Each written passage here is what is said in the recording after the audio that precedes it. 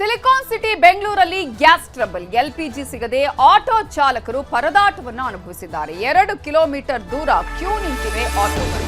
ಕಾರಿಗೆ 500 ರೂಪಾಯಿ ಆದರೆ ಆಟೋಗೆ 250 ರೂಪಾಯಿಯ ಗ್ಯಾಸ್ ಮಾತ್ರ ಹಾಕಿಸ್ಕೊಳ್ಬೇಕು ಅಂತ ಹೇಳಿ ಈಗಾಗಲೇ ಬಂಕ್ ಮಾಲೀಕರುಗಳು, ಬಂಕ್ನ ಸಿಬ್ಬಂದಿಗಳು ಈಗಾಗಲೇ ಕಾರ್ ಮಾಲೀಕರಿಗೆ, ಆಟೋ ಚಾಲಕರಿಗೆ ಹೇಳ್ತಿದ್ದಾರೆ. ಕ್ಯೂ ನಿಂತರೂ ಗ್ಯಾಸ್ ಸಿಗದಿದ್ದಕ್ಕೆ ಚಾಲಕರು ತೀವ್ರ ಆಕ್ರೋಶವನ್ನ ವ್ಯಕ್ತಪಡಿಸಿದ್ದಾರೆ. 2 ಕಿಲೋಮೀಟರ್ ದೂರದವರೆಗೂ ಕೂಡ ಆಟೋ ಚಾಲಕರು ಗ್ಯಾಸ್ಗಾಗಿ ಕಾಯ್ತಿದ್ದಾರೆ. ಕಾರ್ನ ಮಾಲೀಕರು ಗ್ಯಾಸ್ಗಾಗಿ ಕಾಯ್ತಾ ಇದ್ದಾರೆ. ಇಂತಹ ಸಂದರ್ಭದಲ್ಲಿ ಕ್ಯೂ ನಿಂತರೂ ಕೂಡ ನಮಗೆ ಗ್ಯಾಸ್ ಸಿಗ್ತಾ ಇಲ್ಲ ಅಂತ ಹೇಳಿ ಚಾಲಕರು ತೀವ್ರ ಆಕ್ರೋಶವನ್ನ ಹೊರ ಹಾಕಿದ್ದಾರೆ. ಈಗ ದಿನದಿಂದ ದಿನಕ್ಕೆ ಈ ಗ್ಯಾಸ್ನ ಸಮಸ್ಯೆ ಜಾಸ್ತಿ ಆಗ್ತಾ ಇದೆ. ಗ್ಯಾಸ್ನ ಟ್ರಬಲ್ ದಿನದಿಂದ ದಿನಕ್ಕೆ ಪರಿಣಾಮವನ್ನು ಹೆಚ್ಚು ಮಾಡ್ತಾ ಇದೆ. ನಾವೀಗಾಗಲೇ ನೋಡ್ತಾ ಇದ್ದೀವಲ್ಲ, ಕಳೆದ ಹಲವು ದಿನಗಳಿಂದಲೂ ಸಿಲಿಂಡರ್ನ ಸಮಸ್ಯೆ ಒಂದು ಕಡೆ ಆದರೆ ಮತ್ತೊಂದು ಕಡೆ ಈಗಾಗಲೇ ವಾಹನಗಳಿಗೂ ಕೂಡ ಗ್ಯಾಸ್ ಸಿಗ್ತಾ ಇಲ್ಲ. ಇದರಿಂದಾಗಿ ಆಟೋ ಚಾಲಕರು, ಇದರಿಂದಾನೇ ಜೀವನ ನಡೆಸುವವರಿಗೂ ಕೂಡ ಈಗ ಪ್ರತಿನಿತ್ಯ ಸಂಕಷ್ಟ ಎದುರಾಗಿದೆ. ಅನೇಕರು ಆಟೋಗಳನ್ನ ನಾವು ಹೇಗಪ್ಪ ಚಾಲನೆ ಮಾಡ್ಕೊಂಡು ಹೋಗೋದು, ಮನೆಯಿಂದನೂ ತಳ್ಕೊಂಡು ಬರ್ತಿದ್ದಾರೆ, ವಾಪಸ್ ಹೋಗೋಕ್ಕೂ ಕೂಡ ತಳ್ಕೊಂಡೇ ಹೋಗಬೇಕಾದಂತಹ ಪರಿಸ್ಥಿತಿ ಅಂತ ಹೇಳಿ ಆಟೋವನ್ನ ತಳ್ಕೊಂಡೇ ಹೋಗ್ತಾ ಇರುವಂತಹ ದೃಶ್ಯಗಳನ್ನ ಕೂಡ ನಾವು ನೋಡ್ತಾ ಇದ್ದೀವಿ. ಅಷ್ಟು ಮಾತ್ರ ಅಲ್ಲ, ಬಂಕ್ಗಳಲ್ಲಿ ಕಿಲೋಮೀಟರ್ ಗಟ್ಲೆ ಕ್ಯೂ ಕೂಡ ಇದೆ. ಒಬ್ರು ಒಂದು ಗ್ಯಾಸ್ ಸಿಕ್ತೆ ಅಂತ ನೆಮ್ಮದಿಯಿಂದ ಹೋಗುವಂಗೆ ಇಲ್ಲ. ಕಾರಣ ಅವರಿಗೂ ಕೂಡ ಕಂಡೀಷನ್ಸ್ ಇರುತ್ತೆ. ಅವರು ಸರದಿ ಸಾಲಲ್ಲಿ ಬಂದಂತಹ ಸಂದರ್ಭದಲ್ಲಿ ನೀವು ಆಟೋ ಚಾಲಕರಾದ್ರೆ ನಿಮಗೆ ಗ್ಯಾಸ್ ಬೇಕಂದ್ರೆ ಕೇವಲ 250 ರೂಪಾಯಿಯ ಗ್ಯಾಸ್ ಮಾತ್ರ ನೀವು ಹಾಕಿಸ್ಕೊಳ್ಬೇಕು. ಕಾರ್ ಆದ್ರೆ 500 ರೂಪಾಯಿಯ ಗ್ಯಾಸ್ ಅನ್ನ ಮಾತ್ರ ತುಂಬಿಸ್ಕೊಳ್ಬೇಕು ಅಂತ ಹೇಳಿ ಈಗ ಬಂಕ್ನ ಸಿಬ್ಬಂದಿ ಕೂಡ ಚಾಲಕರುಗಳಿಗೆ, ಮಾಲೀಕರಿಗೆ ಹೇಳ್ತಾ ಇದ್ದಾರೆ. ಡ್ಯೂಟಿ ಇಲ್ಲ, ಬೆಳಗ್ಗೆಯಿಂದ ದುಡಿಮೆ ಇಲ್ಲ. ಏನ್ ಮಾಡ್ತೀರಾ? ಗ್ಯಾಸ್ ಸಿಗ್ತಾ ಇಲ್ಲ, ಹೊಟ್ಟೆ ಪಾಡು ಕಷ್ಟ ಆಗ್ಬಿಟ್ಟಿದೆ. ಏನ್ ಮಾಡೋದು? ಒಂದ್ ಕಡೆ ಬಾಡಿಗೆ ಹೊಡೆಯಕ್ಕೆಲ್ಲ ಗ್ಯಾಸ್ ಇಲ್ವಲ್ಲ, ಎಲ್ಲೂ ಸಿಗ್ತಾ ಇಲ್ಲ ಗ್ಯಾಸು. ಏನ್ ಮಾಡ್ತೀರಾ? ಏನು ಮಾಡೋಕ್ಕಾಗ್ತದೆ? ಫುಲ್ ಗ್ಯಾಸೇ ಇಲ್ಲ ಎಲ್ಲೂ. ಬೆಳಗ್ಗೆಯಿಂದ ನಾವು ಸುಮ್ಮನೆ ಖಾಲಿ ಬಾಡಿಗೆ ಹೊಡ್ತಿದ್ದೀವಿ. 1 ರೂಪಾಯಿ ಇಲ್ಲ ಸರ್. ಫುಲ್ ಅಲ್ಲಿಂದ ಶುರು ಕ್ಯೂ ಇದೆ. ಫುಲ್ ಥ್ರೋ ಮಾಡ್ಕೊಂಬಂದು ಗಾಡಿನ, ಗ್ಯಾಸ್ ತುಂಬ್ಕೊಂಡ್ಬಂದಿದ್ದೀವಿ ಗಾಡಿನ. ಈಗ ಇಷ್ಟೊಂದು ಕ್ಯೂ ನಿಂತರೂ ಕೂಡ 250 ರೂಪಾಯಿ ಮಾತ್ರ ಗ್ಯಾಸ್ ಹಾಕ್ತೀವಿ. 300 ರೂಪಾಯಿ ಹಾಕ್ತಾರೆ ಸರ್. ಅದು 300 ರೂಪಾಯಿ ಹಾಕ್ತಾರೆ ಅಷ್ಟೇ ಸಮಸ್ಯೆನೇ. ಈಗ ನಾವು ಒಬ್ಬರೇ 500 ರೂಪಾಯಿ ಹಾಕೊಂಬಿಟ್ಟು ಬೇರೆಯವ್ರು ಏನು ಮಾಡ್ತಾರೆ ಪಾಪ? ಅವ್ರು ಮಾಡೋದು ನ್ಯಾಯ ಇದೆ. ತುಂಬ ಕಷ್ಟ ಆಗಿದೆ, ಆಗ್ತದೆ ಸಮಸ್ಯೆ. ಹೆವಿ ಟಾರ್ಚರ್ ಆಗ್ಬಿಟ್ಟಿದೆ ನಮ್ಗಂತಲ್ಲ. ಅವ್ರು ಮಾಡೋದು ನಾವು ಬಂಕೆಲ್ಲ ಹಾಕೋದು ನ್ಯಾಯ. ನಮ್ಮ 100 ಗಾಡಿ ಇರ್ತವೆ, 100 ಗಾಡಿಗೆ ಬೇಕಲ್ಲ, 100 ಜನಕ್ಕೆ ಬೇಕಲ್ವಾ? ನಾನು ಒಬ್ಬನೇ ತಿನ್ಬಿಟ್ಟು ಆಗುತ್ತಾ? ಆ ಥರ ಅವರು ಮಾಡ್ತಾ ಇದ್ದಾರೆ. ಸೊ ಈಗಾಗಲೇ ಕಿಲೋಮೀಟರ್ ಗಟ್ಟಲೆ ಆಟೋ ಚಾಲಕರು ಕ್ಯೂನಲ್ಲಿ ಕಾಯ್ತಾ ಇದ್ದಾರೆ. ಬಂಕ್ನಲ್ಲೂ ಕೂಡ ಒಂದಷ್ಟು ಷರತ್ತುಗಳನ್ನು ಹಾಕಿ ಈಗ ಎಲ್ಲರಿಗೂ ಸಿಗಬೇಕು ಅನ್ನುವಂತಹ ನಿಟ್ಟಿನಲ್ಲಿ ರೂಪಾಯಿಯ ಕಂಡೀಷನ್ ಅನ್ನು ಹಾಕಿದ್ದಾರೆ. ಇದರ ಬಗ್ಗೆ ನಮ್ಮ ರಿಪೋರ್ಟರ್ ಕಾರ್ತಿಕ್ ಪ್ರತ್ಯಕ್ಷ ವರದಿ ಕೊಟ್ಟಿದ್ದಾರೆ. ಕೊಲ್ಲಿ ಯುದ್ಧದ ಪರಿಣಾಮದಿಂದಾಗಿ ರಾಜ್ಯದಲ್ಲಿ ಆಟೋ ಚಾಲಕರು ಹೈರಾಣ ಆಗ್ತಾ ಇದ್ದಾರೆ. ಆಟೋ LPG ಸಿಗದೇ ಇರುವಂಥ ಕಾರಣಕ್ಕಾಗಿ ಸಾಕಷ್ಟು ಸಮಸ್ಯೆಗಳು ಕೂಡ ಉದ್ಭವ ಆಗ್ತಾ ಇದೆ. ಸದ್ಯ ನಾನೀಗ ಯಶವಂತಪುರದ LPG ಬಂಕ್ನಲ್ಲಿದ್ದೇನೆ. ನಿಮಗೆ ತೋರಿಸ್ತಾ ಹೋಗ್ತೀನಿ ಯಾವ ರೀತಿಯ ಪರಿಣಾಮ ಇದೆ ಅನ್ನೋಂಥದ್ದನ್ನು. ಜೊತೆಗೆ ಇಲ್ಲಿರ್ತಕ್ಕಂಥ ಚಾಲಕರು ಯಾವ ರೀತಿಯಾಗಿ ಕ್ಯೂನಲ್ಲಿ ನಿಂತಿದ್ದಾರೆ ಅನ್ನೋದನ್ನು ಕೂಡ ನಿಮಗೆ ತೋರಿಸ್ತಾ ಹೋಗ್ತೀನಿ. ನನ್ನ ಜೊತೆಗೆ ಆಟೋ ಚಾಲಕರೇ ಇದ್ದಾರೆ, ಅವರು ವಾಹನದಲ್ಲೇ ನಿಮಗೆ ತೋರಿಸ್ತಾ ಹೋಗ್ತೀನಿ ಯಾವ ರೀತಿಯಾಗಿ ಈ ಒಂದು ಯಶವಂತಪುರದಲ್ಲಿರ್ತಕ್ಕಂತಹ ಆಟೋ ಬಂಕ್ನಲ್ಲಿ ಚಾಲಕರು ಪರಿಸ್ಥಿತಿ ಯಾವ ರೀತಿಯಾಗಿದೆ, ಯಾವ ರೀತಿಯಾಗಿ ಕ್ಯೂನಲ್ಲಿ ನಿಲ್ತಾ ಇದ್ದಾರೆ. ಜೊತೆಗೆ ಈ ಒಂದು ಬಂಕ್ನಲ್ಲಿ ಕೇವಲ 250 ರೂಪಾಯಿಯ ಆಟೋ ಗ್ಯಾಸನ್ನು ಮಾತ್ರ ವಿತರಣೆಯನ್ನು ಮಾಡಲಾಗ್ತದೆ ಗರಿಷ್ಠ ಪ್ರಮಾಣದಲ್ಲಿ. ಯಾಕೆ ಅಂತಂದರೆ 2000ಕ್ಕೂ ಹೆಚ್ಚು ಸಂಖ್ಯೆಯ ಆಟೋಗಳು ಇಲ್ಲಿ ಕ್ಯೂನಲ್ಲಿ ನಿಂತಿದ್ದಾವೆ. ಆ ಒಂದು ಹಿನ್ನೆಲೆಯಲ್ಲಿ ಎಲ್ರಿಗೂ ಕೂಡ ಗ್ಯಾಸ್ ಸಿಗಬೇಕು ಅನ್ನುವಂಥ ಒಂದು ಕಾರಣಕ್ಕಾಗಿ ಬಂಕ್ನ ಮಾಲೀಕರು ಕೇವಲ 250 ರೂಪಾಯಿನ ಗ್ಯಾಸನ್ನು ಮಾತ್ರ ಈ ಆಟೋಗಳಿಗೆ ವಿತರಣೆ ಮಾಡ್ತಾರೆ ಗರಿಷ್ಠ ಪ್ರಮಾಣದಲ್ಲಿ. ಈ ಒಂದು ಕಾರಣಕ್ಕಾಗಿ ಆಟೋ ಚಾಲಕರಿಗೂ ಕೂಡ ಸಮಸ್ಯೆಗಳು ಉದ್ಭವ ಆಗ್ತವೆ. ಗಂಟೆಗಟ್ಟಲೆ ಕ್ಯೂನಲ್ಲಿ ನಿಂತು, ಕಿಲೋಮೀಟರ್ ಗಟ್ಟಲೆ ಕ್ಯೂನಲ್ಲಿ ನಿಂತು ನಾವು 250 ರೂಪಾಯಿನ ಗ್ಯಾಸನ್ನು ಹಾಕ್ಕೊಳ್ಬೇಕಾ? ಜೊತೆಗೆ 2 ಬಾಡಿಗೆ ಹೊಡೆದು ನಂತರದಲ್ಲಿ ಮತ್ತೆ ಪುನಃ ಗ್ಯಾಸ್ ಹಾಕ್ಸ್ಕೊಳ್ಳೋದಕ್ಕೆ ಬರಬೇಕಾಗತ್ತೆ. ದಿನನಿತ್ಯ ನಾವು 250 ರೂಪಾಯಿಯ ಗ್ಯಾಸ್ ಹಚ್ಚಿ ನಮಗೆ ಸೀಮಿತ ಮಾಡಿದ್ರೆ ನಮ್ಗೆ ಜೀವನ ಹೇಗೆ ನಡಿಬೇಕು ಅನ್ನೋಂಥ ರೀತಿಯಲ್ಲಿ ಸಾಕಷ್ಟು ಸಮಸ್ಯೆಯನ್ನು ಹೇಳ್ಕೊಳ್ತಾ ಇದ್ದಾರೆ. ಈ ಒಂದು ಪರಿಸ್ಥಿತಿಯು ಕೂಡ ನಿರ್ಮಾಣ ಆಗಿದೆ. ಇಲ್ಲಿ ಎಷ್ಟರ ಮಟ್ಟಿಗೆ ಅಂತಂದರೆ ಸುಮಾರು 2000ಕ್ಕೂ ಹೆಚ್ಚು ಆಟೋಗಳು ಇಲ್ಲಿ ಕ್ಯೂ ನಿಂತಿರ್ತಕ್ಕಂಥದ್ದು. ಇದು ಕೇವಲ ಒಂದಿನದ ಸಮಸ್ಯೆ ಅಲ್ಲ, ನಿತ್ಯವೂ ಕೂಡ ಈ ರೀತಿಯ ಸಮಸ್ಯೆ ಉದ್ಭವಿಸ್ತಾ ಇದೆ ಅನ್ನುವಂಥ ರೀತಿಯಲ್ಲಿ ಆಟೋ ಚಾಲಕರು ತಮ್ಮ ಅಳಲನ್ನು ತೋಡ್ಕೊಳ್ತಾ ಇದ್ದಾರೆ. ಜೊತೆಗೆ ಕೊಲ್ಲಿ ಯುದ್ಧ ಯಾವಾಗ ಆರಂಭ ಆಯಿತು, ಅದಾದ ನಂತರದಲ್ಲಿ LPGಗೆ ಸಮಸ್ಯೆ ಉದ್ಭವ ಆಯಿತು. ಈಗ ಆಟೋ LPG ಸಿಗದೇ ಇರುವಂಥ ಕಾರಣಕ್ಕಾಗಿ ಆಟೋ ಚಾಲಕರು ಸಾಕಷ್ಟು ಹೈರಾಣ ಆಗ್ತಾ ಇದ್ದಾರೆ. ಇದು ಯಶವಂತಪುರದ ಆಟೋ ಗ್ಯಾಸ್ನ ಬಂಕ್ನ ಪರಿಸ್ಥಿತಿ ಅಷ್ಟೇ ಅಲ್ಲ, ನಗರದ ಬಹುತೇಕ ಎಲ್ಲ ಭಾಗದಲ್ಲಿರ್ತಕ್ಕಂಥ ಆಟೋ LPG ಬಂಕ್ಗಳಲ್ಲಿಯೂ ಕೂಡ ಇದೇ ರೀತಿಯ ಪರಿಣಾಮ ಇದೆ.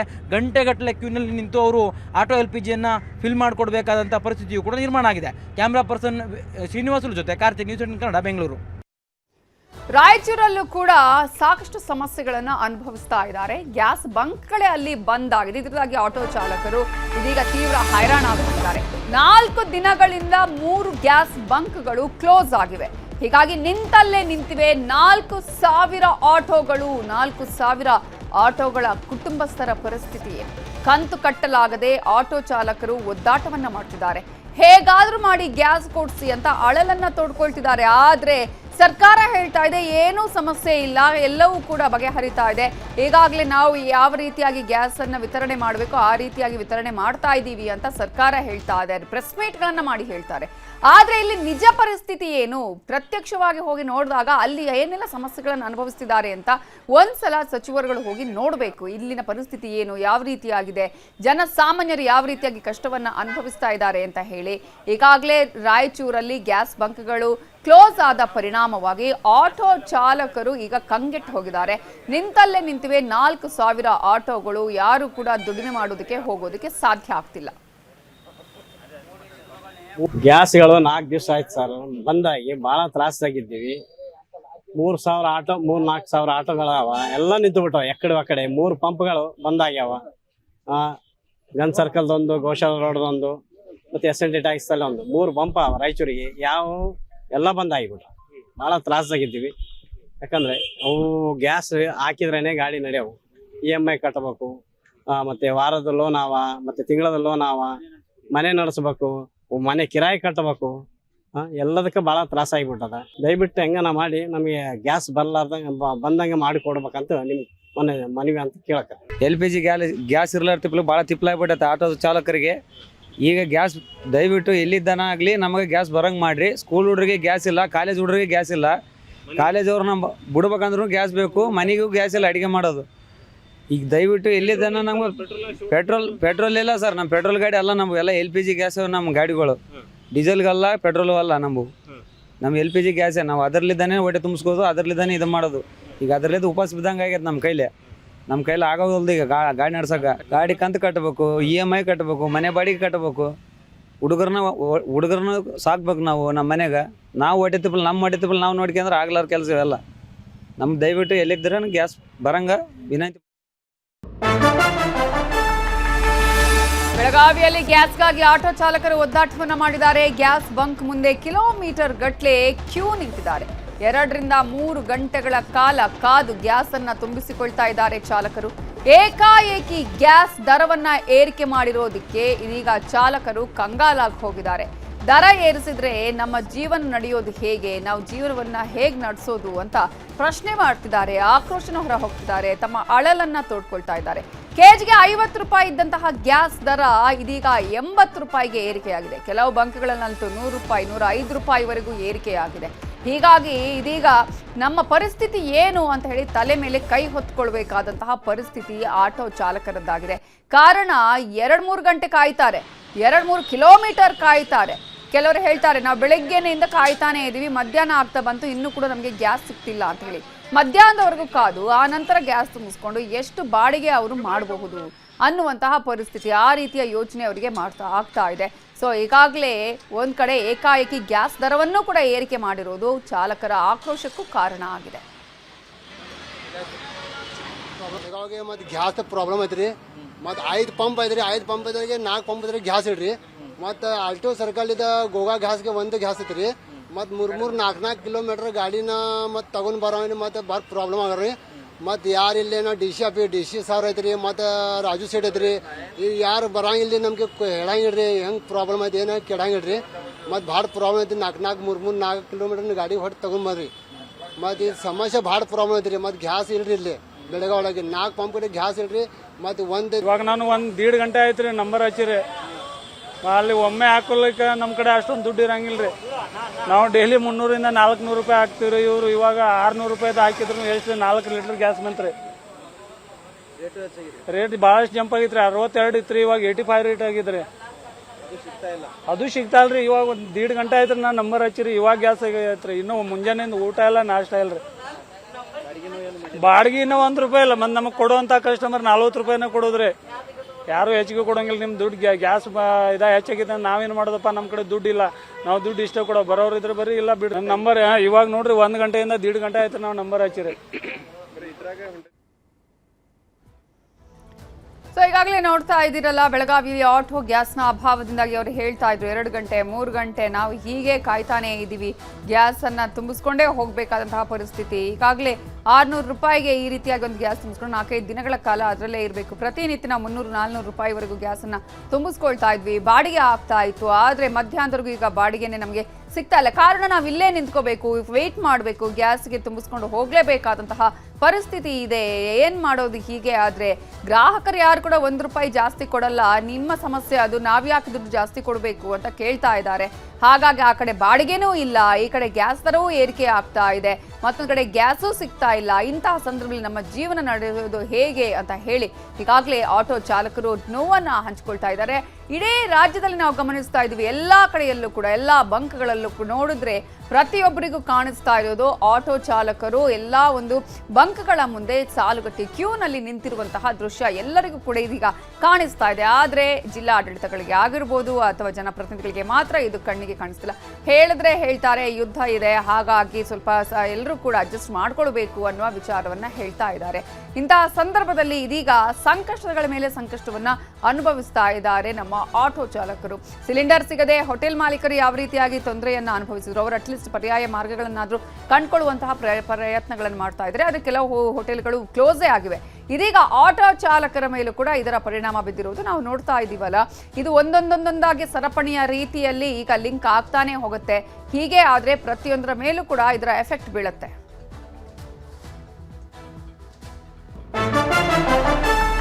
ಕಲಬುರಗಿಯಲ್ಲೂ ಗ್ಯಾಸ್ ಬಂಕ್ಗಳು ಕ್ಲೋಸ್ ಆಗಿದೆ. ಕೆಲವು ಕಡೆಗಳಲ್ಲಿ ಅಟ್ಲೀಸ್ಟ್ ಗ್ಯಾಸ್ ಬಂಕ್ಗಳಲ್ಲಿ ಒಂಚೂರು ಗ್ಯಾಸ್ ಆದ್ರೂ ಸಿಗುತ್ತೆ, ಇಷ್ಟು ರೂಪಾಯಿಗೋ ಅಷ್ಟು ರೂಪಾಯಿಗೋ. ದರ ಏರಿಕೆ ಮಾಡಿದ್ರೋ ಇಲ್ವೋ, ಕೆಲವು ಕಡೆಗಳಲ್ಲಿ ಗ್ಯಾಸೇ ಇಲ್ಲ, ಬಂಕ್ಗಳಿಗೆ ಬರ್ತಾ ಇಲ್ಲ. ಸೊ ಏನ್ ಮಾಡೋದು? ಸಿಬ್ಬಂದಿ ಕೂಡ ಇದೀಗ ಹೈರಾಣಾಗಿ ಹೋಗಿದ್ದಾರೆ, ಸಿಬ್ಬಂದಿನೂ ಕೂಡ ಕೆಲಸ ಇಲ್ಲ.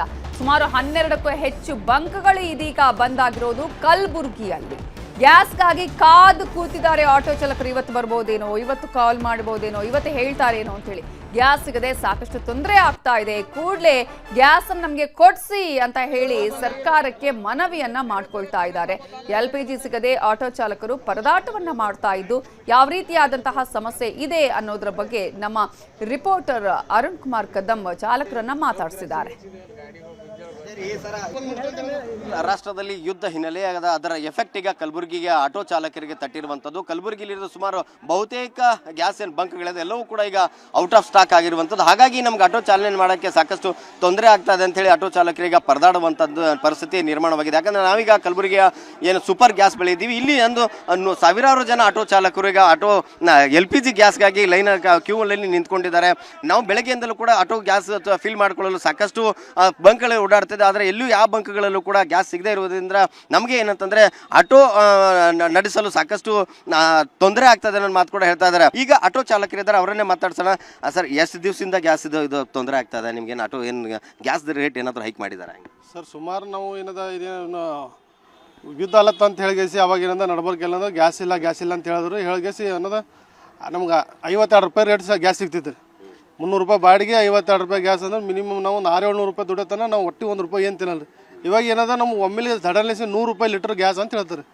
100 ರೂಪಾಯಿ ಲೀಟ್ರ್ ಗ್ಯಾಸ್ ಹಂಗೆ ಅದಾದ್ಮೇಲೆ ಮತ್ತೆ 80 ರೂಪಾಯಿ ಮಾಡಿದ್ರು. ಅಲ್ಲಿ ಇನ್ನ ರೇಟೇ ಇರಲ್ಲ, ಆನ್ಲೈನ್ದಾಗ ರೇಟ್ ಇರೋದು ಅಲ್ಲಿ ಗ್ಯಾಸ್ ಸಿಗಲ್ಲ ಅಂತೇಳಿ ಇವತ್ತು ದಿನ ಏನಂದ್ರೆ 100-150 ಆಟೋಗಳು ನಿಂತಾವ್ರಿ. ಇಲ್ಲಿ ಬೆಳಗ್ಗೆ 6 ಗಂಟೆಲೇ ನಿಂತಾವ. ಇನ್ನೂ ಏನದ 2-2.5 ಸಾವಿರ ಆಟೋಗಳು ಎಲ್ಲಿ ತನಕ ಗ್ಯಾಸ್ ಅವ ಅಲ್ಲಿ ತನಕ ಓಡಾಡ್ತಾವ್ರು. ಅಷ್ಟು ಮತ್ತೆ ಏನದ ಬಂದ್ ಆದವ್ರಿ. ಸ್ಕೂಲ್ ಮಕ್ಳಿಗೆ ಬಿಟ್ಟು ಬಂದಿರಿ, ತರ್ಬೇಕಂದ್ರೆ ಗ್ಯಾಸ್ ಇಲ್ಲ. ಈ ಮಕ್ಕಳು ಭವಿಷ್ಯ ಹಾಳಾಗಲ್ರಿ. ಮಕ್ಕಳಿಗೆ ಏನೇ ಒಂದು ಇವತ್ತು ಯಾರೇ ಒಂದು ಮಗು ಆಕ್ಸಿಡೆಂಟ್ ಆಯ್ತು ಏನಾಯ್ತು ಸತ್ತರ ಅಂದ್ರೆ ನೇರ ಹೊಣೆ ಈ ಪಂಪಿನವ್ರೆ. ನಾವು ಡೈಲಿ ಮುಂಜಾನೆ ಬರ್ಬೇಕ್ರಿ, ಪ್ಯಾಸೆಂಜರಿಗೆ ಬಿಡಬೇಕು, ಗ್ಯಾಸ್ ಹಾಕ್ಬೇಕು, ಖಾಲಿ ಕೈಲಿ ಮನೆಗೆ ಹೋಗ್ಬೇಕು, ಅಷ್ಟೇ ಅಳ್ತದ್ರಿ. ಅದಕ್ಕೆ ಬಿಟ್ಟು ಏನು ಉಳಿಯಲ್ಲ ಹೋಗ್ಯದ್ರಿ. ಮತ್ತೆ ಎಲ್ಲರ ಸಾಲ ಮಾಡಿ ಮನೆ ನಡೆಸ್ಬೇಕು, ಸಾಲ ತುಂಬೇಕು ಹೆಂಗ್ರಿ? ಸರ್ಕಾರ ಗ್ಯಾಸ್ ಕೊಡ್ತದ ಅಂತಾರೆ. ನಮ್ಮ ಕಲಬುರಗಿ ಬಂಕ್ಗಳು ಗ್ಯಾಸ್ LPG ಸಿಗ್ತಾ ಇದೆ. ಗ್ಯಾಸ್ ಇತ್ತು ರೀ, ಗ್ಯಾಸ್ ಇತ್ತು ಬಂದ್ ಮಾಡ್ಯಾರ. ಸರ್, ನಾವು ಇಲ್ಲಿ ಹಾಕಗತ್ತೆ ಗ್ಯಾಸ್ ಸರ್ 4 ವರ್ಷ ಆಯ್ತು ಸರ್ ಹಾಕಗತ್ತೆ ಗ್ಯಾಸ್. ಕರೆಕ್ಟಾಗಿ ಗ್ಯಾಸ್ ಹಾಕ್ತಾರೆ ಸರ್ ಮಾಲಕರು. ಯಾರೇ ಒಂದು ಸ್ವಲ್ಪ ಅಡೆತಡೆ ಏನು ಮಾತಾಡಿ ದಯವಿಟ್ಟು ಮಾಲಕರು ರಿಕ್ವೆಸ್ಟ್ ಮಾಡ್ಕೊಂಡು ಹೇಳೋದು ಸರ್. ನಾವು ಗ್ಯಾಸ್ ಎಲ್ಲರಿಗೂ ಕರೆಕ್ಟಾಗಿ ಗಾಡಿಗಳು ಹಾಕಿ ಬಿಡೋದು ಸರ್. ದಯವಿಟ್ಟು ಅವರಲ್ಲಿ ವಿನಂತಿ ಕೇಳ್ಬೋದು ಸರ್. ಯಾರೇ ಒಬ್ಬರು ಜಗಳ ಆಡ್ಬೇಡ ಸರ್. ಇಲ್ಲಿ ಎಲ್ಲರೂ ಸಂಬಾಯ್ತು ಮಾಡಿ ಸಮಾಧಾನ ಮಾಡಿ ಹಾಕೋಬೇಕು ಸರ್ ಗ್ಯಾಸ್. ಇಷ್ಟೇ ತಮ್ಮಲ್ಲಿ ವಿನಂತಿ ಕೇಳ್ಕೋ ಸರ್. ಇದು ಏನಂತಂದ್ರೆ ಆಟೋ ಚಾಲಕರ ಮಾತು. ನಾವು ಇಡೀ ದಿನ ದುಡ್ಕೊಂಡು ಏನು ಉಪಜೀವನ ನಡೆಸ್ತಾ ಇದೀವಿ, ಆದರೆ ಗ್ಯಾಸ್ ಸಿಗದೇ ಇರೋದ್ರಿಂದ ಸಾಕಷ್ಟು ತೊಂದರೆ ಆಗ್ತದೆ. ಸುಮಾರು ಕಲಬುರಗಿ ನಗರದಲ್ಲೇ ಸುಮಾರು 20% ಕಡೆ ಹೆಚ್ಚು ಏನಂತಂದ್ರೆ LPG ಗ್ಯಾಸ್ಗಳ ಇರೋ ಆಟೋಗಳು ಓಡಾಡ್ತಾ ಇರುವಂಥದ್ದು. ಹಾಗಾಗಿ ನಮಗೇನಂತಾರೆ ಗ್ಯಾಸ್ ವ್ಯವಸ್ಥೆಯನ್ನು ಮಾಡಿಕೊಡ್ಬೇಕನ್ನೋ ಮಾತು ಕೂಡ ಇಲ್ಲಿನ ಏನು ಆಟೋ ಚಾಲಕರು ಹೇಳ್ತಾ ಇರೋದಂಥದ್ದು. ಕ್ಯಾಮ್ರಾ ಪರ್ಸನ್ ಸಂಜು ತಳವಾರ್ ಜೊತೆ ಅರುಣ್ ಕದಂ, ನ್ಯೂಸ್ 18 ಕಲಬುರಗಿ. ಪೆಟ್ರೋಲ್ ಇದ್ದಂತಹ ಸಂದರ್ಭದಲ್ಲಿ ಗ್ಯಾಸ್ ಅನ್ನ ಬಳಕೆ ಮಾಡ್ಕೊಳ್ಳಿ ಅಂತ ಸಲಹೆಯನ್ನ ಕೊಟ್ಟರು. ಆದ್ರೆ ಇದೀಗ ಗ್ಯಾಸ್ ಅನ್ನ ಬಳಕೆ ಮಾಡ್ಕೊಂಡಂತಹ ಆಟೋ ಚಾಲಕರಿಗೆ ಇದರ ಸಮಸ್ಯೆ ಎಷ್ಟರ ಮಟ್ಟಿಗೆ ಕಾಣಿಸ್ತಾ ಇದೆ ಅಂತ ಹೇಳಿದ್ರೆ, ಯಾಕಾದ್ರೂ ನಾವು CNG ಅನ್ನ ಬಳಕೆ ಮಾಡ್ತಾ ಇದೀವೋ ಅನ್ನುವಂತಹ ಒಂದು ಫ್ರಸ್ಟ್ರೇಟ್ ಅನ್ನ ಹುಟ್ಟುಹಾಕಿದೆ. ಹಾವೇರಿಯಲ್ಲಿ ಆಟೋ ಗ್ಯಾಸ್ ದರ ಏರಿಕೆ ಮಾಡಿರುವ ಹಿನ್ನೆಲೆಯಲ್ಲಿ ಆಕ್ರೋಶ ಭುಗಿಲೆದಿದೆ. ರಾಣೆಬೆನ್ನೂರಿನಲ್ಲಿ ಆಟೋ ಚಾಲಕರು ಪ್ರತಿಭಟನೆಯನ್ನ ಮಾಡಿದ್ದಾರೆ. ಗ್ಯಾಸ್ ಬಂಕ್ ಮುಂದೆನೆ ಪ್ರತಿಭಟನೆಯನ್ನ ಮಾಡಿ ತಮ್ಮ ಆಕ್ರೋಶವನ್ನ ಹೊರಹಾಕಿದ್ದಾರೆ. ಮೊದಲ 55 ರೂಪಾಯಿ ಇದ್ದಂತಹ LPG ದರ ಈಗ 100 ರೂಪಾಯಿ ಆಗಿದೆ. ಬೇಕಾಬಿಟ್ಟಿ ಹಣ ವಸೂಲಿ ಮಾಡ್ತಿದ್ದಾರೆ ಅಂತ ಕಿಡಿಕಾಡ್ತಾ ಇದ್ದಾರೆ. ಈಗ ಯಾರು ಏನು ಹೇಳೋದಿಕ್ಕಾಗದಂತಹ ಪರಿಸ್ಥಿತಿ ಅನ್ನುವ ರೀತಿಯಾಗಿ ಆಗಿದೆ. ಬಂಕ್ ಮಾಲೀಕರೇ ಹೇಳ್ತಾರೆ, ನಮ್ಗೆ ಏನು ಸಿಗ್ತಾ ಇಲ್ಲ, ನಾವು ಕಷ್ಟಪಟ್ಟು ಎಲ್ಲಿಂದನೋ ಏನೋ ಜಾಸ್ತಿ ರೇಟ್ ಕೊಟ್ಟು ನಾವು ತರಿಸ್ತಾ ಇದೀವಿ, ನಮಗೂ ಸಿಗ್ತಾ ಇಲ್ಲ ಅಂತ ಅವರು ಹೇಳ್ತಾ ಇದ್ರೆ, ಇಲ್ಲಿ ನಮಗೆ ಗ್ರಾಹಕರು ಏನು ಕೊಡ್ತಾ ಇಲ್ಲ, ನೀವು ಏಕಾಏಕಿ ಈ ರೀತಿಗೆ ದರ ಏರಿಕೆ ಮಾಡಿದ್ರೆ ನಾವೇನ್ ಮಾಡೋದು ಅಂತ ಹೇಳಿ ಈಗಾಗಲೇ ಆಯಾ ಕಂಪನಿಗಳು ಈ ದರವನ್ನ ಏರಿಕೆ ಮಾಡ್ತಾ ಇದೆ, ಫಿಕ್ಸ್ ಮಾಡ್ತಾ ಇರುವುದನ್ನ ಕೂಡ ನಾವಿಲ್ಲಿ ಗಮನಿಸ್ತಾ ಇದ್ದೀವಿ. ಇದು ಯುದ್ಧದ ಸಂದರ್ಭ. ಇಂತಹ ಸಂದರ್ಭದಲ್ಲಿ ಎಲ್ಲರೂ ಕೂಡ ಅಟ್ಲೀಸ್ಟ್ ಮಾನವೀಯತೆಯನ್ನ ಇಟ್ಕೊಂಡು ಯಾವ ರೀತಿಯಾಗಿ ಸಮಸ್ಯೆಗಳ ಆಗದ ಹಾಗೆ ಹೋಗ್ಬೇಕಾಗಿದೆ.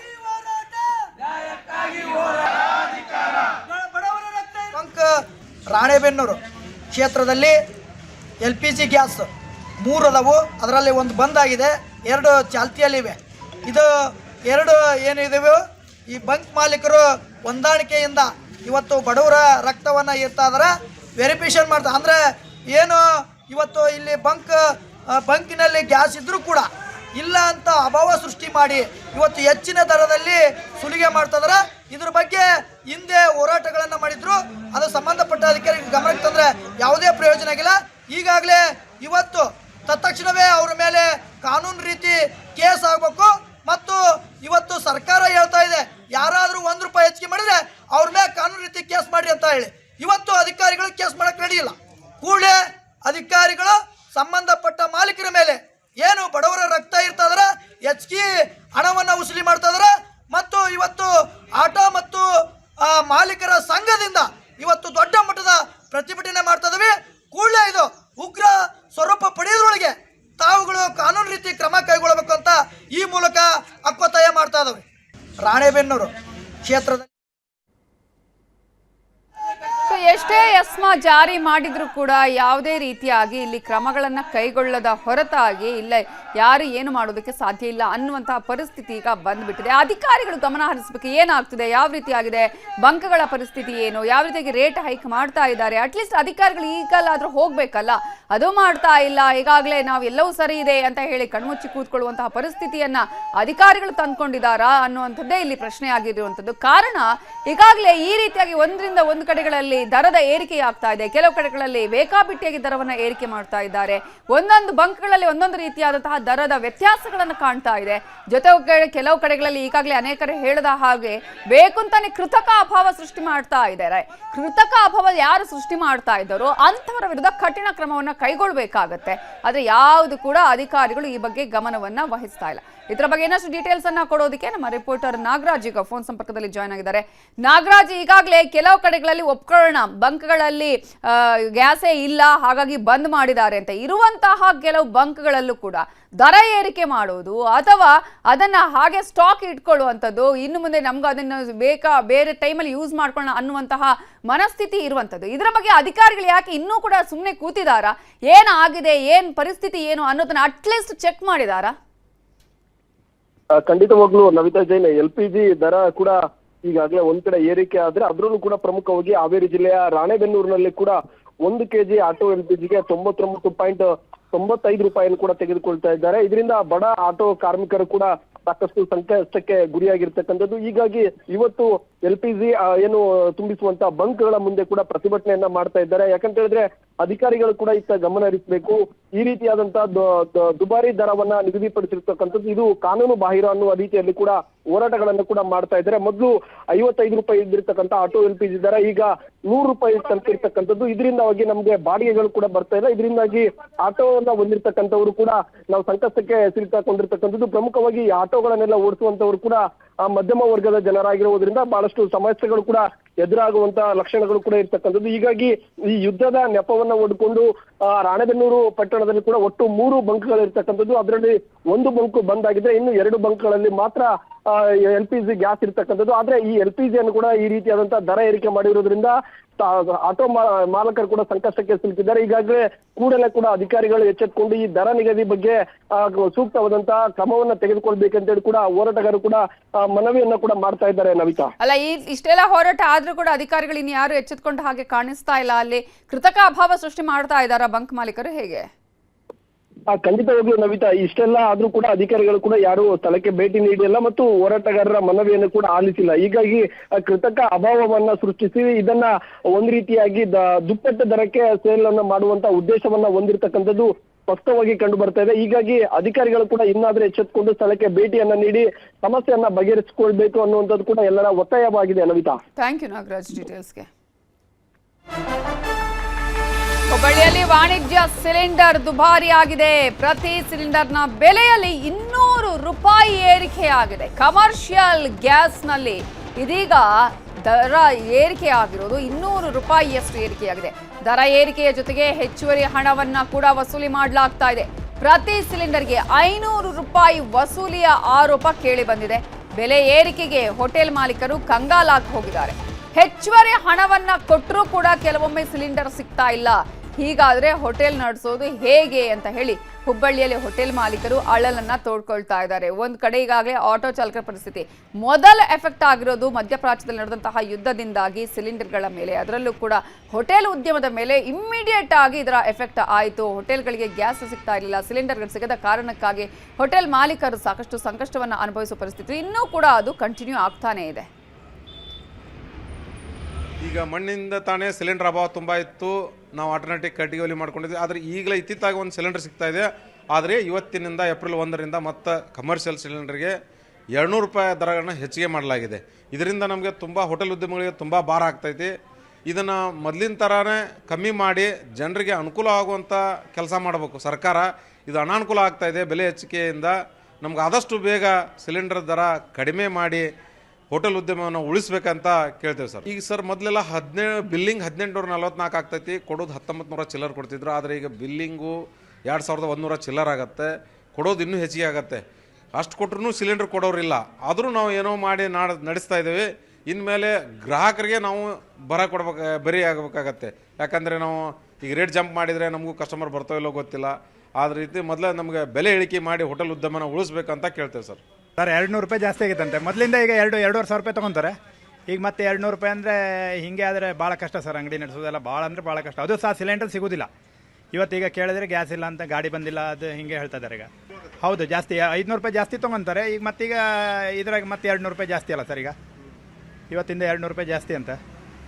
ಹಾಗಾಗಿ ಈಗ ಇನ್ನೇನು 2700 ಏನಂತ ಗೊತ್ತಾಗೋದಿಲ್ಲ. ನೋಡ್ಬೇಕು. ಈಗ ಇವತ್ತಂತೂ ಗ್ಯಾಸ್ ಬಂದಿಲ್ಲ. ಗ್ಯಾಸ್ ಇಲ್ಲ ಅಂತ ಹೇಳಿದ್ರೆ ಇವತ್ತು ಒಂದು ದಿವಸ ನಡಿಬೋದೇನೋ. ನಮ್ಮದು ಇಲ್ಲ, ಕೊಟ್ಟಿಲ್ಲ ಸರ್ ಇವತ್ತು. ಈಗ ನಾಳೆ ಏನಂತ ಗೊತ್ತಾಗೋದಿಲ್ಲ. ಈಗ ವಿಚಾರ ಮಾಡಬೇಕು. ಈಗ ಕೊಡಲೇಬೇಕಲ್ಲ ಸರ್. ನಮ್ಗೆ ಅಂಗಡಿ ಚಾಲು ಮಾಡ್ಬೇಕಂದ್ರೆ ಅವ್ರು ಹೇಳ್ದಷ್ಟು ಕೊಡ್ಬೇಕೀಗ. ಇದರ ಬಗ್ಗೆ ಇನ್ನಷ್ಟು ಡೀಟೇಲ್ಸ್ ಕೊಡೋದಕ್ಕೆ ನಮ್ಮ ರಿಪೋರ್ಟರ್ ಶಿವರಾಮ ಸುಂಡಿ ಫೋನ್ ಸಂಪರ್ಕದಲ್ಲಿ ಜಾಯ್ನ್ ಆಗಿದ್ದಾರೆ. ಶಿವರಾಮ ಸುಂಡಿ, ಇಂತಹ ಒಂದು ಸನ್ನಿವೇಶಗಳದ್ದೇ ಒಂದು ದುರುಪಯೋಗ ಪಡಿಸ್ಕೊಳ್ಳುವರು, ಅದರದ್ದೇ ಲಾಭವನ್ನು ಪಡ್ಕೊಳ್ಳುವವರ ಸಂಖ್ಯೆಗೆ ಏನು ಕಡಿಮೆ ಇಲ್ಲ ಅಂತ ಹೇಳಿ ಪ್ರತಿ ಬಾರಿ ಕೂಡ ನಮ್ಗೆ ಗೊತ್ತಾಗುತ್ತೆ. ಈಗ ಹುಬ್ಳಿಲೂ ಕೂಡ ಅಂಥದ್ದೇ ಪರಿಸ್ಥಿತಿ ಕಾಣಿಸ್ತಾ ಇದೆ. ಈಗ ಸಿಲಿಂಡರ್ಗಳು ಸಿಗ್ತಾ ಇದೆಯಾ? ಸಿಲಿಂಡರ್ಗಳು ಸಿಕ್ಕಂತಹ ಸಿಲಿಂಡರ್ಗಳಿಗೆ ಈ ರೀತಿಯಾಗಿ ದುಪ್ಪಟ್ಟು ದರವನ್ನು ಕೊಡ್ತಾ ಇದ್ದಾರಾ, ಹೇಗೆ? ಈಗೇನು ಸಿಲಿಂಡರ್ ದರ ಒಂದ್ ಕಡೆ ಏರಿಕೆ ಆಗಿರೋದು ಒಂದ್ ಕಡೆ ಆದ್ರೆ, ಮತ್ತೊಂದ್ ಕಡೆ ಏನಂದ್ರೆ ಅದರ ಏನು ಬ್ಲಾಕ್ ನಲ್ಲಿ ಅಂದ್ರೆ ಹೆಚ್ಚುವರಿ ದುಡ್ಡು ಕಲೆಕ್ಟ್ ಮಾಡ್ತಾ ಇರೋದು ಮತ್ತೊಂದು ಸಮಸ್ಯೆ ಆಗಿದೆ. ಅಂದ್ರೆ ಈಗ ಹೆಚ್ಚುವರಿ ದುಡ್ಡು ಕೊಟ್ರೆ ಮಾತ್ರ ಕೊಡ್ತಾ ಇದಾರೆ. ಇಲ್ಲಾಂದ್ರೆ ಮಾಮೂಲಿ ಏನ್ ಗವರ್ಮೆಂಟ್ ರೇಟ್ ಏನಿದೆ ಆ ಒಂದು ಹಣ ಕೊಟ್ರಲ್ಲಿ ಆ ಒಂದು ಸಿಲಿಂಡರ್ ಲಭ್ಯ ಇಲ್ಲ ಅನ್ನೋ ಒಂದು ಮಾತನ್ನ ಹೇಳ್ತಾ ಇದ್ದಾರೆ. ಹಾಗಾಗಿ ಅನಿವಾರ್ಯವಾಗಿ ಹೋಟೆಲ್ ಮಾಲೀಕರು ಏನಂದ್ರೆ ಹೆಚ್ಚುವರಿ 500 ರೂಪಾಯಿ ಇರ್ಬೋದು, 1000 ರೂಪಾಯಿ, ಒಂದೊಂದು ಸಿಲಿಂಡರ್ಗೆ 500 ರಿಂದ 1000 ರೂಪಾಯಿವರೆಗೂ ಸಹ ಹೆಚ್ಚುವರಿ ಹಣ ಕೊಟ್ಬಿಟ್ಟು ತೆಗೆದುಕೊಳ್ಳುವಂತಾಗಿದೆ. ಇವತ್ತೇನಂದ್ರೆ 200 ರೂಪಾಯಿ ಪ್ರತಿ ಸಿಲಿಂಡರ್ಗೆ ಕಮರ್ಷಿಯಲ್ ಸಿಲಿಂಡರ್ಗೆ ಹೆಚ್ಚಾಗಿರೋದ್ರಿಂದಾಗಿ ಇದು ಮತ್ತಷ್ಟು ಹೊರೆಯಾಗಿ ಪರಿಣಮಿಸಿದೆ. ಈಗಾಗಲೇ ನಾವು ಹೆಚ್ಚುವರಿ ದುಡ್ಡು ಕೊಟ್ಟು ತಗೊಳ್ತಾ ಇದೀವಿ. ಈಗ ಮತ್ತೆ 200 ರೂಪಾಯಿ ಜಾಸ್ತಿ ಆಗಿರೋದ್ರಿಂದಾಗಿ ಅದು ಮತ್ತೆ ನಮಗೆ ಬರ್ಡನ್ ಆಗ್ತಾ ಇದೆ. ಮತ್ತು ನಾವು ಸಿಲಿಂಡರ್ ಬುಕ್ ಮಾಡಕ್ಕೆ ಹೋದ್ರು ಸಹ ಅಲ್ಲಿ ಲಭ್ಯ ಇಲ್ಲ ಅನ್ನೋ ಒಂದು ಮಾತನ್ನು ಹೇಳ್ತಾ ಇದ್ದಾರೆ. ಯಾರು ಹೆಚ್ಚು ದುಡ್ಡು ಕೊಡ್ತಾರೋ ಅವ್ರಿಗೆ ಮಾತ್ರ ಕೊಡ್ತಾ ಇದ್ದಾರೆ. ಈಗಾದ್ರೆ ನಾವು ಹೋಟೆಲ್ ನಡೆಸೋದು ಕಷ್ಟ ಮತ್ತು ಗ್ರಾಹಕರಿಗೆ ಅದನ್ನ ವರ್ಗಾವಣೆ ಮಾಡಬೇಕಾಗುತ್ತೆ. ಮುಂದಿನ ದಿನಗಳಲ್ಲಿ ಬಹಳಷ್ಟು ಸಮಸ್ಯೆ ಆಗುತ್ತೆ ಅನ್ನೋ ಒಂದು ಮಾತನ್ನು ಹೇಳ್ತಾ ಇದ್ದಾರೆ. ಒಟ್ಟಾರೆ ಏನು ಇದು ಸಂದರ್ಭದ ಒಂದು ಅಡ್ವಾಂಟೇಜ್ ತೆಗೆದುಕೊಂಡು ದರ ಏರಿಕೆ ಮಾಡ್ತಾ ಇದ್ದಾರೆ ಮತ್ತು ಜೊತೆಗೆ ದುಪ್ಪಟ್ಟು ದರ ವಸೂಲಿ ಮಾಡ್ತಾ ಇದ್ದಾರೆ ಅಂತ ಹೇಳ್ಬೋದು. ನವಿತಾ, ಥ್ಯಾಂಕ್ ಯು ಶಿವರಾಮ ಸುಂಡಿ ಡೀಟೇಲ್ಸ್ಗೆ. ಕಮರ್ಷಿಯಲ್ ಸಿಲಿಂಡರ್ ಬೆಲೆ ಏರಿಕೆ ವಿಚಾರಕ್ಕೆ ಸಂಬಂಧಪಟ್ಟ ಹಾಗೆ ಮೈಸೂರಿನಲ್ಲಿ ಹೋಟೆಲ್ ಮಾಲೀಕರ ಸಂಘ ತೀವ್ರ ಬೇಸರವನ್ನು ವ್ಯಕ್ತಪಡಿಸಿದೆ. ಹೋಟೆಲ್ಗಳ ಮೇಲೆ ಸಿಲಿಂಡರ್ ಸಿಗ್ತಾ ಇಲ್ಲ, ಹಾಗಾಗಿ ಇದು ದೊಡ್ಡ ಹೊಡೆತವನ್ನ ಕೊಡ್ತಾ ಇದೆ. ನಮ್ಮ ಹೋಟೆಲ್ ಉದ್ಯಮದ ಮೇಲೆ ಸಾಕಷ್ಟು ಹೊಡೆತವನ್ನ ನೀಡ್ತಾ ಇದೆ. ನಾವು ಊಟ ತಿಂಡಿ ಬೆಲೆ ಏರಿಕೆ ಮಾಡಬೇಕಾಗತ್ತೆ, ಸರ್ಕಾರ ಈ ಬಗ್ಗೆ ಮತ್ತೊಮ್ಮೆ ಪರಿಶೀಲಿಸಬೇಕು ಅಂತ ಹೇಳಿ ಹೋಟೆಲ್ ಮಾಲೀಕರ ಸಂಘ ಈಗ ಹೇಳ್ತಾ ಇರುವಂಥದ್ದು. ನಾವು ಅಂದ್ಕೊಂಡ್ವಿ ಯಾವತ್ತಾದ್ರೂ ಒಂದು ದಿನ ಈ ರೀತಿಯಾಗಿ ಈಗ ಹಾಗೆ ಆಗತ್ತೆ ಅಂತ ಹೇಳಿ. ಕಾರಣ ಸದ್ಯಕ್ಕಂತೂ ಯಾವುದೇ ರೀತಿಯಲ್ಲೂ ನಾವು ದರ ಏರಿಕೆ ಮಾಡಲ್ಲ ಅಂತ ಹೇಳಿ ಹೋಟೆಲ್ ಮಾಲೀಕರ ಸಂಘದವರು ಹೇಳ್ತಾ ಇದ್ರು. ಬಟ್ ಈಗ ಅಸೋಸಿಯೇಷನ್ ಅವರೇ ಹೇಳುವಂತಹ ಪರಿಸ್ಥಿತಿ ನಿರ್ಮಾಣ ಆದ ಹಾಗೆ ಕಾಣಿಸ್ತಾ ಇದೆ. ಎಷ್ಟು ದಿನ ಅಂತ ಹೇಳಿ ಈ ಸಮಸ್ಯೆ ಬಗೆಹರಿಯುತ್ತೆ ಅಂತ ಹೇಳಿ ನಾವು ಕೈಯಿಂದ ದುಡ್ಡು ಕೊಡೋದು, ಈಗ ನಮಗೆ ಅಷ್ಟರ ಕೆಪಾಸಿಟಿ ಇಲ್ಲ. ಇದನ್ನು ನಾವು ಈಗ ನೇರವಾಗಿ ಗ್ರಾಹಕರ ಮೇಲೆನೆ ಹಾಕಬೇಕಾಗತ್ತೆ. ಸರ್ಕಾರ ಇದ್ರ ಬಗ್ಗೆ ಕ್ರಮವನ್ನ ಕೈಗೊಂಡಿಲ್ಲ ಅಂತ ಹೇಳಿದ್ರೆ ನಾವು ಊಟ ತಿಂಡಿಯ ಬೆಲೆಯನ್ನ ಏರಿಕೆ ಮಾಡಬೇಕು, ಅದನ್ನ ಗ್ರಾಹಕರಿಗೆ ಹಾಕಬೇಕಾಗತ್ತೆ. ಸೊ ಮತ್ತೆ ಗ್ರಾಹಕರ ಜೇಬಿಗೆ ಕತ್ತರಿ ಬೀಳುವಂತಹ ಎಲ್ಲಾ ಸಾಧ್ಯತೆಗಳು ಕಾಣಿಸ್ತಾ ಇದೆ.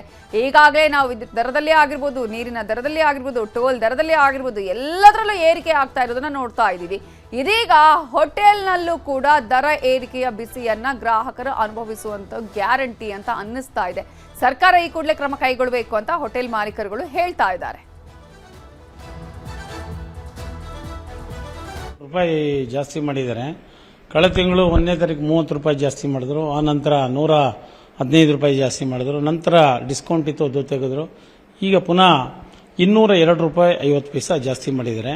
ಇದು ತುಂಬ ದುಬಾರಿ ಆಯಿತು. ಯಾಕೆಂದರೆ ಜನಸಾಮಾನ್ಯರು ಜೀವನ ಮಾಡೋದು ಮುಂದಿನ ದಿನಗಳಲ್ಲಿ ಬಹಳ ಕಷ್ಟ ಆಗುತ್ತೆ. ಈಗಾಗಲೇ ವಿದ್ಯುತ್ ದರ ಜಾಸ್ತಿ ಮಾಡಿದ್ದಾರೆ ಇವತ್ತಿನಿಂದ. ಮತ್ತು ನೀರಿನ ದರ ಕೂಡ -25% ಜಾಸ್ತಿ ಮಾಡಿದ್ದಾರೆ. ಮತ್ತು ಬೇರೆ ಬೇರೆ ದರಗಳೆಲ್ಲವೂ ಜಾಸ್ತಿ ಆದಾಗ ಎಲ್ಲೋ ಒಂದು ಕಡೆ ಜೀವನ ಮಾಡೋದಕ್ಕೆ ಭಾಳ ಸಾರ್ವಜನಿಕರಿಗೆ ಭಾಳ ಕಷ್ಟ ಆಗುತ್ತೆ. ಅದರಲ್ಲೂ ವಿಶೇಷವಾಗಿ ಈಗ ಇತ್ತೀಚೆಗೆ ತಾನೇ ಈಗ ವಾರ ಸ್ಟಾರ್ಟ್ ಆದಮೇಲೆ ಎಣ್ಣೆ ಬೆಲೆ ಕೂಡ ಜಾಸ್ತಿ ಆಗಿದೆ. ಯಾವಾಗ ನಾವು ಗ್ರಾಹಕರು ಬಳಸುವಂಥದ್ದು ಕುಕ್ಕಿಂಗ್ ಆಯಿಲ್ ಇದೆಯಲ್ಲ, ಅಡುಗೆ ಎಣ್ಣೆ, ಅದಕ್ಕೂ ತುಂಬ ಜಾಸ್ತಿ ಆಗಿದೆ. ಎಲ್ಲ ರೀತಿ ಜಾಸ್ತಿ ಆಗ್ತಾ ನೋಡಿದ್ರೆ ಜೀವನ ಮಾಡೋದು ಕಷ್ಟ ಆಗ್ತಾ ಇದೆ. ಈ ನಿಟ್ಟಿನಲ್ಲಿ ಈಗ ಮಾಡೋ ಅಗತ್ಯ ಇರಲಿಲ್ಲ. ಏಕೆಂದರೆ ಸಾಕಷ್ಟು ಹಡಗುಗಳು ಬಂದಿದ್ದಾವೆ, ಸಾಕಷ್ಟು ಶೇಖರಣೆ ಆಗ್ತಾ ಇದೆ, ಸರಬರಾಜಿನ ವ್ಯತ್ಯಯ ಆಗ್ತಾ ಇದೆ. ಆದರೆ ಸಾಕಷ್ಟು ಸ್ಟಾಕ್ ಇರೋದ್ರಿಂದ ಇವರು ಏಕಾಏಕಿ ಇಷ್ಟೊಂದು ದುಬಾರಿ ಮಾಡಬಾರ್ದಾಗಿತ್ತು ಅಂತ ಹೇಳ್ಬಿಟ್ಟು ಎಲ್ಲೋ ಒಂದು ಕಡೆ ಸರ್ಕಾರ ನಮ್ಮ ಹೊಟ್ಟೆಗೆ ಕೂಡ ತಣ್ಣೀರು ಬಟ್ಟೆ ಹೆಚ್ಚುವಂಥ ಕೆಲಸ ಮಾಡ್ತಾ ಇದೆ. 5% 10% ಜಾಸ್ತಿ ಮಾಡಬೇಕಾದ ಅನಿವಾರ್ಯತೆ ಉಂಟಾಗಿದೆ. ಇದು ಗ್ರಾಹಕರ ಮೇಲೆ ಹೊಡೆತ ಬೀಳುತ್ತೆ. ಗ್ರಾಹಕರಿಗೂ ಕೂಡ ಈ ಸಂದರ್ಭದಲ್ಲಿ ಹೆಚ್ಚಾದರೆ ಗ್ರಾಹಕರು ಕೂಡ ನಷ್ಟ ಆಗುತ್ತೆ. ಗ್ರಾಹಕರು ಹೋಟ್ಲಲ್ಲಿ ತಿನ್ನಬೇಕಾ ಬೇಡವಾ ಅನ್ನೋ ಸ್ಟೇಜಿಗೆ ಹೋಗ್ತಾರೆ. ಸರಿಯಾಗಿ ಅನಿಲ್ ಸಿಲಿಂಡರ್ಗಳು ಕೂಡ ವಾಣಿಜ್ಯದ ಇದು ಬಳಕೆಗೆ ಸರಿಯಾಗಿ ಸೂಕ್ತವಾಗಿ ಸಿಗ್ತಾ ಇಲ್ಲ. ಈಗ 50% ಕೊಡ್ತಾ ಇದ್ದಾರೆ. ಯಾರು ಡಿಸ್ಟ್ರಿಬ್ಯೂಟರ್ಗಳಿಂದ ಯಾರು ಪರ್ಚೇಸ್ ಮಾಡ್ತಾರೆ ಅವ್ರಿಗೆ ಕೊಡ್ತಾ ಇದ್ದಾರೆ.